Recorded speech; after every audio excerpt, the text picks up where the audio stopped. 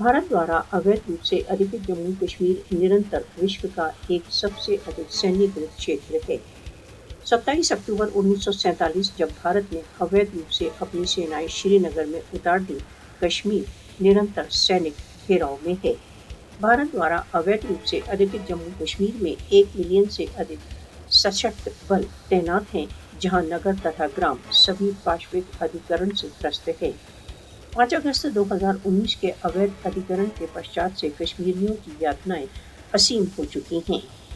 भारत द्वारा अवैध रूप से अधिकृत जम्मू कश्मीर में स्त्री, पुरुष तथा बालक सभी निरंतर सैनिक अधिकरण में घिरे हुए हैं।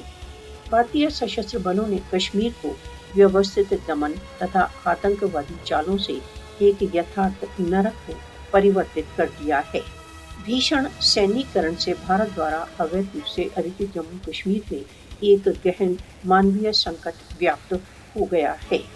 भारत द्वारा अवैध रूप से अधिकृत जम्मू कश्मीर में टॉर्चर के व्यापक प्रयोग ने विश्व के समक्ष भारत के यथार्थ रूप का रहस्य उद्घाटन कर दिया है।